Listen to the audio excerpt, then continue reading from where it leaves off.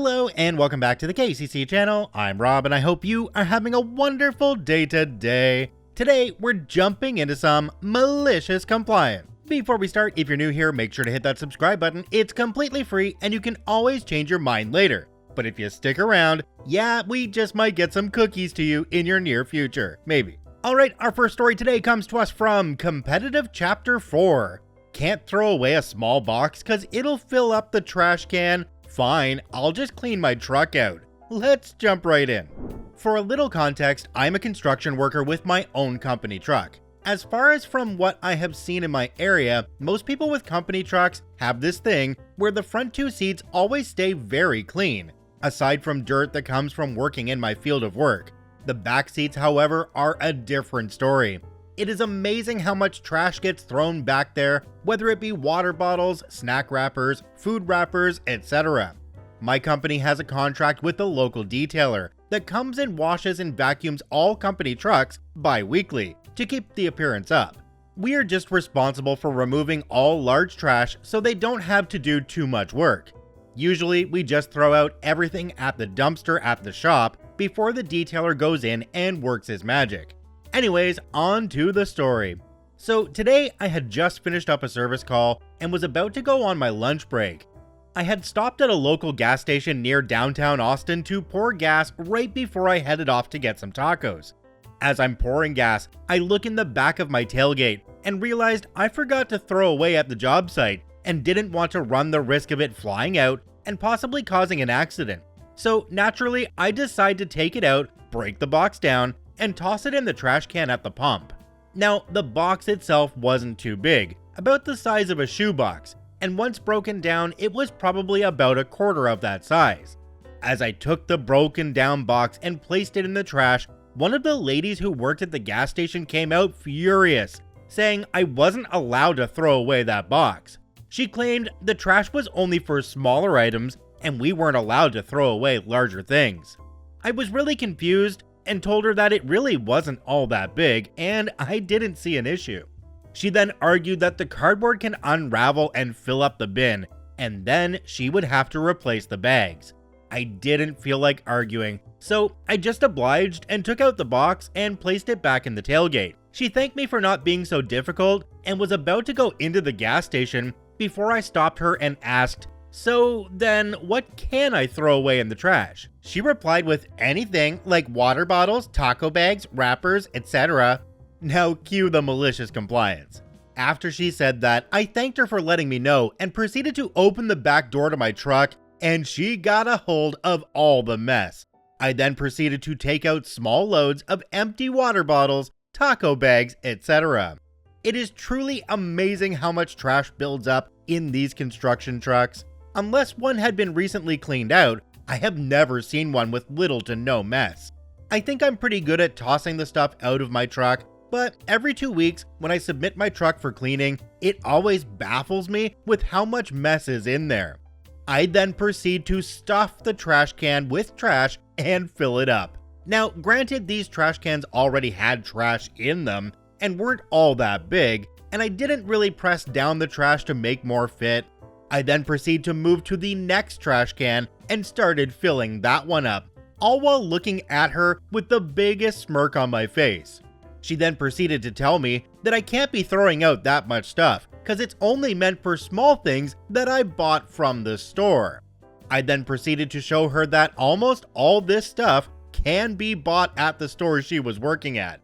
She then screams at me saying that there's no way I bought everything there and that I probably got some from other places as well. I then pulled out my company gas card that was from her gas station and told her that this was the only gas station that I'm allowed to use while in this vehicle. So yes, I come to this store a lot since it's right by my job and most of this, other than the taco wrappers, come from here.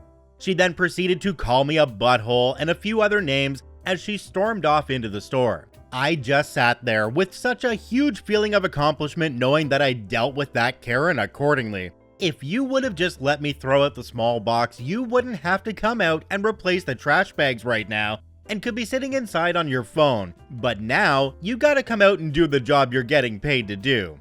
It must suck to actually have to do what you are hired to do, all because you thought some small pieces of cardboard would fill up one little trash can. Little words of advice, next time, mind your own business. Jumping down to the comment section on this one, there's one that got a bunch of awards. It's from a user called rjack151. It says, "To be fair, you did need to make room for the box in the back seat area to prevent it from falling off the truck." OP responded to this comment and said, "I think no comment will beat this one. If I had an award, I would give it to you, my good man." Well, I don't think OP had to worry about giving them an award for that comment, considering at the time of recording there's 57 awards on that particular comment. It was pretty good, to be honest. I think if you strip this one right down to the core issue, it's when she said that then she would have to replace the bags. And that's exactly it. It sounds to me like she just didn't want to do work. This is kind of the same thing that I try to explain to my kids. If you're gonna argue with me for 10 minutes over something that would take you 30 seconds to a minute to do, well, was it really worth the time to argue? One last point to make is that the trash cans are really there as a point of convenience for the customer. Because, you know, it's a gas station, usually attached to a convenience store. They're not there just for things you buy from that store. That makes absolutely no sense. It's not like OP was a serial offender that was dropping off garbage there every single day, filling up the garbage cans every single day. It sounds like this was a one-time thing. So let's just chalk this up to the laziness of the person working in the store. This next story comes to us from xgrunt24. "If I don't like it, I can find another job?" Okay, let's jump right in. I think this qualifies. I worked at a small shop serving an electrical apprenticeship. Myself and the shop manager had a few run-ins, and I assume he disliked me as much as I disliked him. I had refused to do a job and told him he didn't pay me enough. It was at the stockyards, and I was expected to put on a set of waders, crawl down into a rat-fat reclamation tank, and replace a submersible pump. Wasn't going to happen. Another time, he wanted me to lie to a customer to make an issue they were having sound like it wasn't our fault. I refused and told him if he wanted to lie about it, he was going to have to drive out to the job site and do it himself. He told me to keep my mouth shut and did come out. I think the only reason he didn't fire me was I was by far one of the most efficient and versatile employees. This fact had me questioning how much I was getting out of this apprenticeship, and was passively looking around for another shop to apprentice at. My wage scale was structured and I got regular raises, bringing me closer to journeyman's level over my time as an apprentice. So I had to find someone that would sign up to complete my apprenticeship as well as want to hire me. One of our better journeymen had gone to another shop and had introduced me to the owners. We had talked about what it would take to get me to move. Things were progressing, but nothing committed to at that point. Cue the malicious compliance. It's my evaluation and raise time. My manager calls me up to the conference room and explains that due to my performance and the shop being in a slow period, he was not going to give me the 25 cents an hour raise as my contract said, but was going to give me $1 more an hour once I became a journeyman. We argued and I told him if I can't trust you for a quarter, why would I believe the dollar? The argument ended in him telling me if you don't like it, you can always quit. Oh really? I picked up the conference room phone on the table in front of us and called the shop I had been talking with. I asked the owner if I brought my tools over today, would I have a job? After a quick and uncomfortable discussion with his partner, he said yes. I informed my manager I resigned effective now. I loaded my tools up, punched out, and went straight to work that afternoon. OP added an edit down at the bottom, and it says, well, now I know what rest in peace my inbox means. It figures that my single largest post or comment is one where I am a complete butthole. My wife and daughter are laughing and apparently find that fitting. I would like to state a couple of things. 1, I was only a couple years out of the Marine Corps and was young and cocky. 2, I was still adjusting to civilian life. 3, 0 out of 10, do not recommend this course of action. 4, yes, it was a breach of contract, but I left before I lost anything, so didn't feel it was a reasonable thing to sue over. I agree with OP here, a little bit of trust goes a very long way, and there was no trust in this situation. And they're completely right. If they weren't going to give them the quarter, why would they believe they were going to give them $1 an hour later on? That just doesn't seem to add up. I do like that at the end of this one, OP said that this was not the way to do things because, seriously, that other job really wasn't lined up yet. And you could tell from the awkward conversation that was had on the phone when he called them, and they had to discuss whether they wanted to give him a job or not. That could have gone south very quickly, and then we wouldn't be reading about it in Malicious Compliance. So in the end, what I got out of this one is OP made a very dumb decision, but came out on top. So good work nonetheless. This next story comes to us from Hayden 2013. Not a team player? Okay, let's jump right in. Some required background. I worked for a university police department. The university requires employees to purchase a parking pass decal to park on campus. The police department is set a little bit off of the main campus, and we got away for years without needing to buy parking passes. One year, our police administration decided that we would no longer be exempt and had the parking services office put up a decal pass required sign for our lot. They told us that we must have decals to park there or we would be ticketed. Another officer and myself decided to start parking on the public street next to the department, which allowed us to avoid buying parking passes. This did not sit well with the department, and we both ended up in the chief's office for a meeting. The chief told us that, "I'm not telling you you won't be eligible for promotion, but when we're looking for people to promote to sergeant, we need team players." He made it clear that he did not like that we were not purchasing parking passes, even though we were complying with the policy and not parking on campus without a pass. The malicious compliance. We had a sergeant who loved to go out of his way to find things that others were doing wrong. He would nitpick the smallest things trying to get one over on people. I love reading and would read policies and stuff in my free time, so I was well versed in how to use them to my advantage. I came up with a plan to get one over on the department using Sergeant Nitpick. On a week I knew Sergeant Nitpick would see, I went to the parking office and purchased a temporary parking pass. The normal decals would be placed on the rear window, while the temporary pass is a hang tag that goes on the rearview mirror. The campus parking policy stated if you did not have a decal as an employee, you could purchase a temporary pass once per year for up to 2 weeks at $4 per day. I purchased the temporary pass for 1 week, Monday to Friday, which was the best $20 I've spent. I worked night shift and Sergeant Nitpick worked day shift at the time.